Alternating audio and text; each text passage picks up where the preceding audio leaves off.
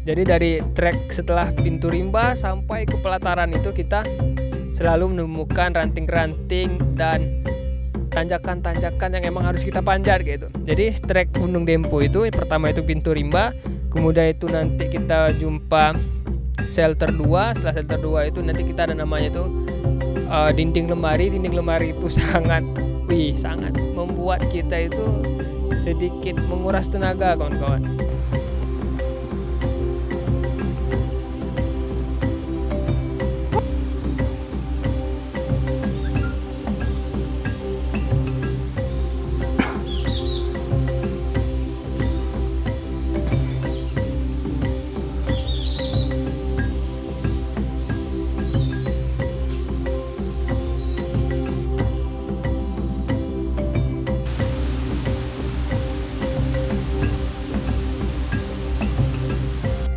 Nah, setelah kami berjalan begitu lama, kemudian istirahat, makan, jumpa juga beberapa kawan-kawan yang emang mau mendaki ke Gunung Dempo. Itu ada kawan-kawan dari kawan-kawan dari Bengkulu juga, ada beberapa orang yang kami jumpain di trek.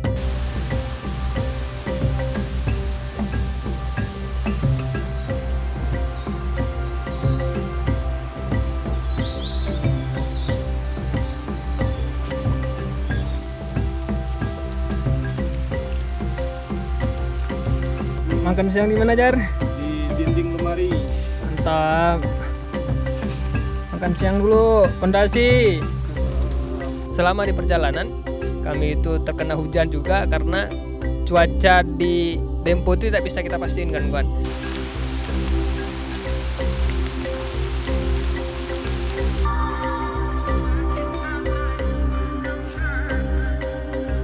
Oh,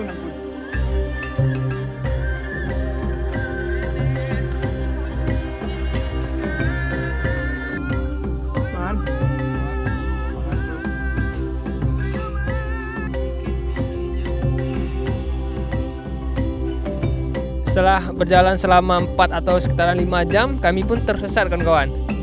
Apa ini, Jar? gila. Tanjakan yang bagaimana ini? Setelah bukan tersesat sebenarnya karena kami menghindari hujan, kemudian kami melipir sedikit di sebelah kiri jalur. Nah, setelah kami melipir, setelah hujan pun mulai reda, kami melanjutkan perjalanan.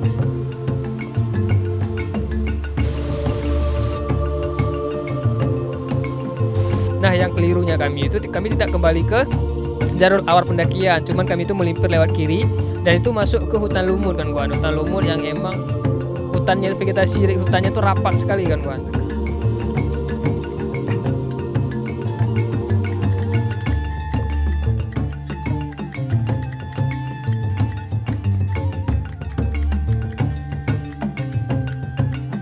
Ketika kami lewati situ, kemudian kami pun udah mulai bimbang nih karena Al-Mausna yang dari bawah itu kelihatan sampai ke 86, kemudian tidak terlihat lagi. Kami pun udah firasat bahwasanya kami ini udah keluar jalur. Kemudian kami ikuti jalur kayak sedikit jalur yang emang sering dilewati.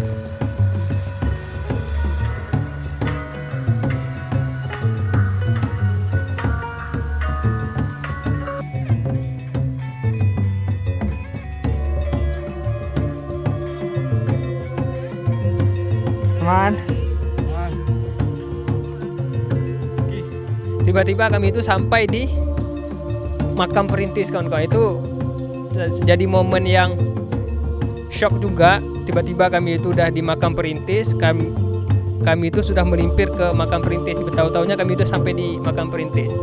Jadi kami sempatkan di makam perintis itu kami untuk mengirimkan Al-Fatihah juga. Nah, selesai dari makam perintis, kami pun melanjutkan perjalanan lagi ke ke top demponya. Ke top demponya itu sekitaran dari makam perintis itu sekitaran 1,5 jam lagi.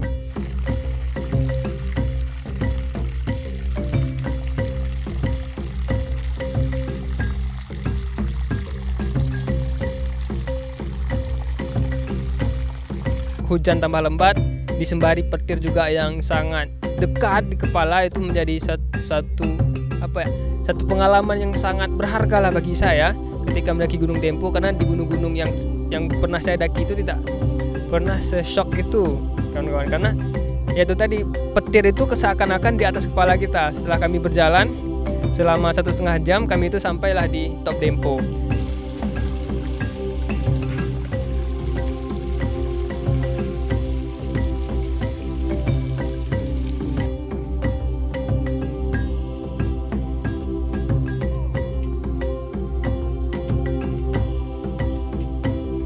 Jadi puncak di Gunung Dempo itu ada dua kawan-kawan, ada Top Dempo, kemudian kita turun ke pelantaran. Setelah pelantaran itu baru kita besoknya tuh submit ke Top Demponya. Setelah kami sampai di Top Dempo, itu hujan semakin menggila, hujan itu semakin besar, kemudian dengan disembarikan petir-petir yang semakin besar, itu membuat kami juga ingin memutuskan ngecamp di Puncak Dempo. Cuman dengan beberapa pertimbangan saya putuskan bahwasanya kita itu tetap ngecamp di pelantaran Gunung Dempo, karena situasinya di Puncak Dempo itu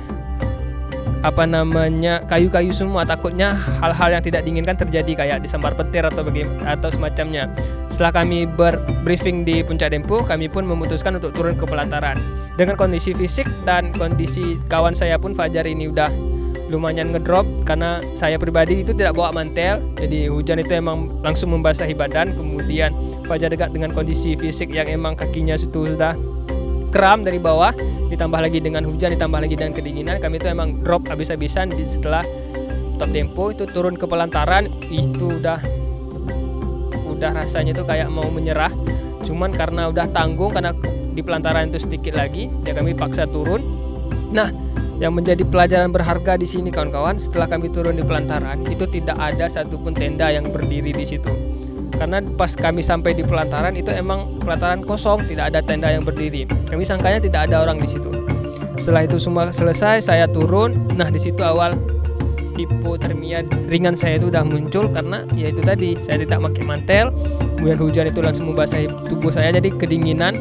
Tangan saya ini udah kaku, kemudian bibir saya ini udah emang tidak bisa digerakkan. Cuman dengan pikiran yang masih jernih dan masih sedikit jernih, walaupun udah pikirannya itu udah melayang mau meninggal saja, karena itu tadi hipotermia itu udah menyerang saya, karena tangan udah dingin, bibir pun udah bengkak. Untung ada si Fajar yang emang masih kondisinya itu masih stabil, suhu badannya itu masih terjaga karena dia menggunakan mantel.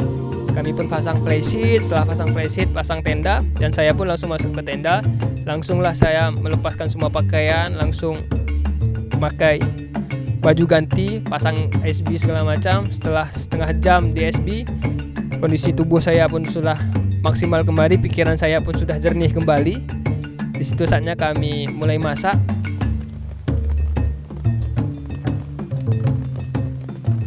Karena perjalanan kami ke puncak pelataran itu lumayan cepat kawan-kawan, karena dari kaki gunung itu kami mulainya jam 9, sampainya di pelataran itu sekitaran jam 3. Jadi lumayan cepat lah dari prediksi yang awal kami perkirakan. Setelah kami makan, beristirahat, hujan pun semakin deras. Hujan berhenti itu sekitar jam